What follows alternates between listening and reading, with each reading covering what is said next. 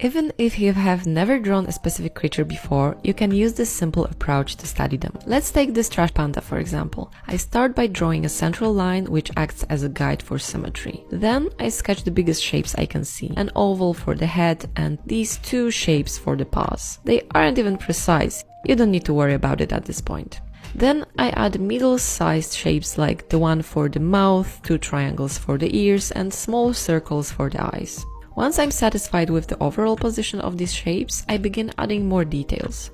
I divide the paw shapes into individual fingers, pay attention to distances and proportions, and make adjustments if needed. Using a quite hard HB pencil and using it lightly allows me to correct any mistakes or messy lines as I go. Starting with the darkest values, I gradually add shading, working my way through mid-tones. For the finest details, I switch to a softer pencil. A mechanical pencil with 2B lead comes in handy for fine lines, hatching, or tiny details. I often use a blending stump. This is especially useful when capturing the fluffiness of an animal or when it's very smooth and fabulous. And for pinpoint erasing, like for white whiskers, this elastomer eraser provides the clean finish I'm looking for. So don't be intimidated if you haven't drawn some animal before. Observe the reference, embrace the simplicity of shapes, don't worry about the mistakes, and let your pencil bring them to life.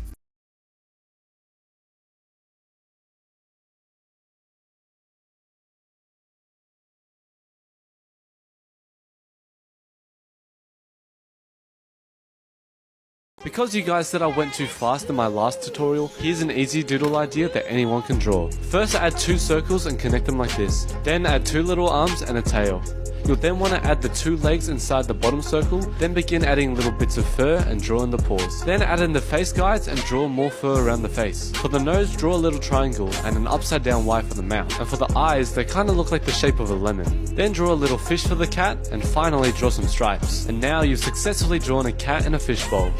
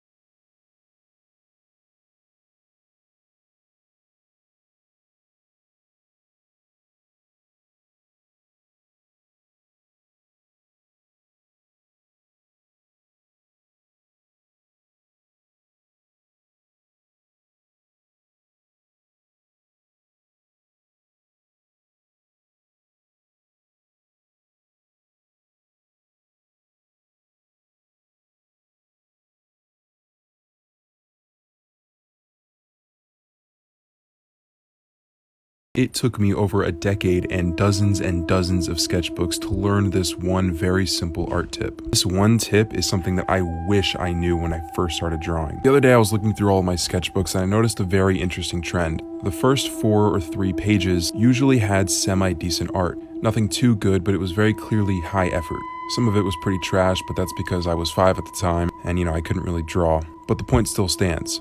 Sketchbook starts off extremely good, and then very, very, very quickly becomes awful. I go from making very high effort drawings to very low effort trash drawings. Now the reason for this is because whenever I got a new sketchbook, I would view it as a portfolio. I wanted to fill it with extremely good pieces of art to showcase my artistic abilities. And that's a huge mistake. Instead, your sketchbook should be for improving, studying things. These aren't going to always be the prettiest, nicest drawings, but it's really the only way you're going to be able to improve. If I spend all day exclusively drawing things that I'm good at, I'm never going to improve. It's really that simple. Another thing is that forcing yourself to make good art all the time eventually is going to lead you to burnout. And that's why the drawings go from very, very good to very, very bad, because you can only keep up that level of effort for so long. Now this really only applies if you draw every single day. Of course, if you take massive breaks between each drawing, then you can kind of do whatever.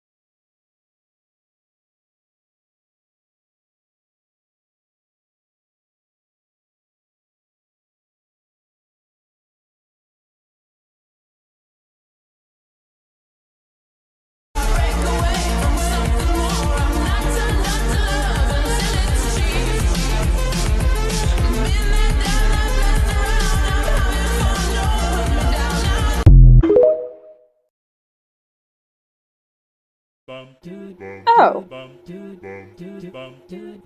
So that's what the white pencil is for. That makes more sense.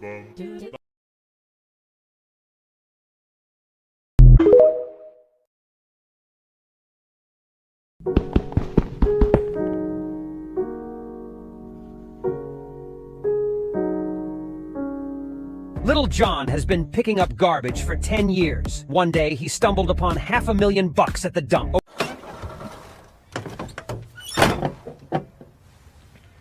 Well, what are you waiting for? I don't know. Something amazing, I guess.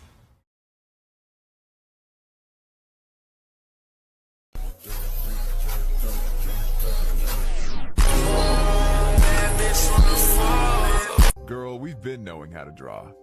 Beatboxing puppy. Huh? Hi.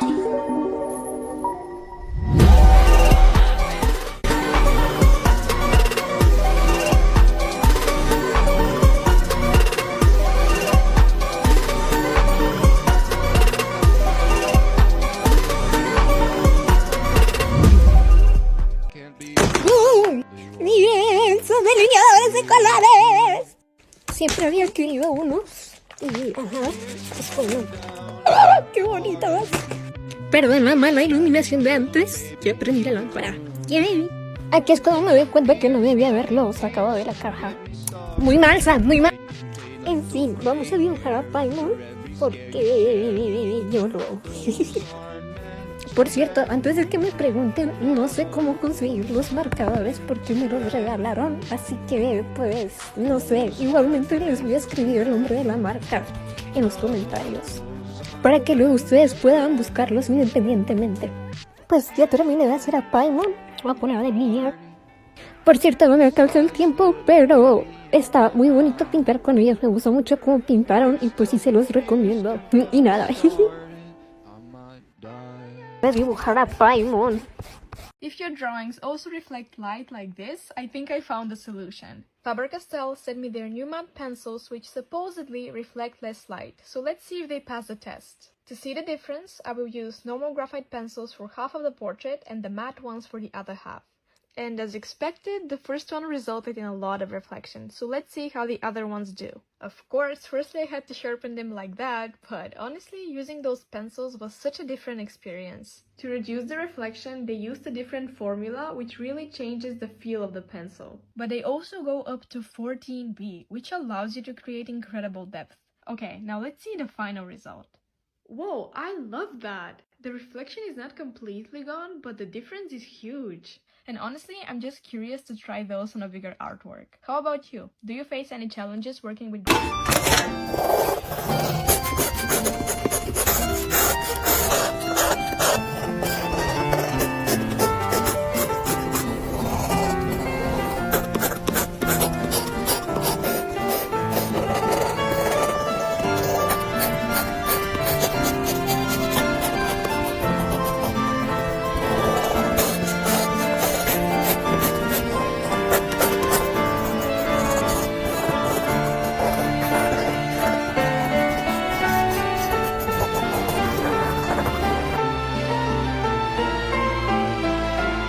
Hoy vamos a hablar de las frentes grandes, porque ya he visto que os causan alguna inseguridad.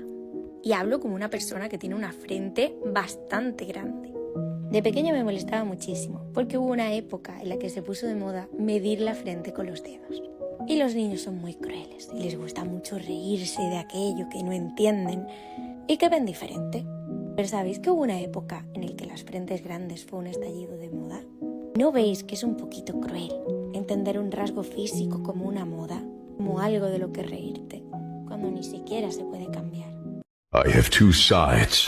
Ña ña me ña ña ju ña ña to no ña ra bi de ña ku ña ku ña ña ku ña ña han ña ña ña ña ku ña ra bi de ña.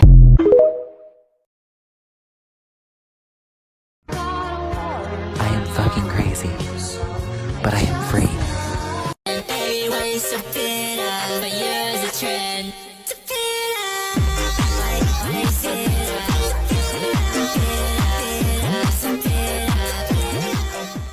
You've heard this noise before. You dive across the floor. Try not to lose your head. Prepare for the horrors.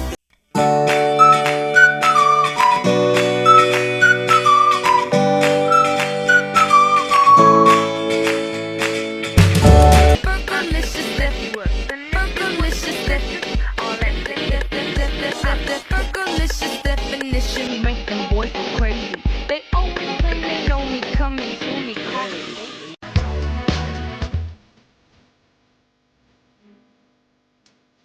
Sometimes I just think you might have a chance If you don't know how to be creative, try testing your endurance. I ran out of white paint, so I'm using this iridescent medium, and you can only get it so smooth, so this is about good. Now turn your sketchbook into a notebook. And really, it doesn't have to be perfect. Because the H's are the star of our show. I'm 100 H's in, and I've learned I'm not the man I thought I was. But we persist. Now we're at 250, and I just did the math and realized how long this is gonna take. But we persist. Just hit 500, and my hand is starting to cramp up. But we persist.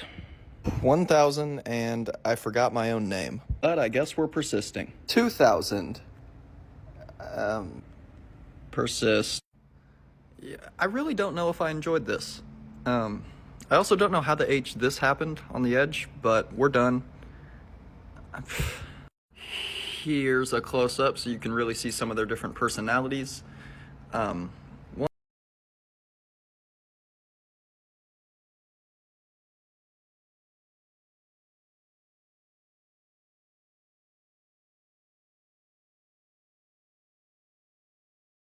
Jump scare warning. I don't know if you recognize me, but I used to be one of those lime lips artists on TikTok. Yeah, my old account at the time kind of blew up from these colored pencil realism portraits, but after that original account got banned, I kind of stopped making art and posting altogether. I spent a long time feeling very demotivated with art, but now it's summer and I'm gonna have more time. I decided to start up this account again to see if I'm still capable of drawing, so I'm not gonna stress myself too much over this. I wanted to keep things simple with this drawing. It's not that great, it's not as extravagant as my other stuff, and in the time I've been gone, I've been working on a style that isn't realism that I've been more excited about. I'm more of just having fun with making videos and art right now. If there's anything you guys want to see from me in terms of drawing or video style, let me know. And yeah, it's not that great, but here's the finished drawing. Comment if you know who it is.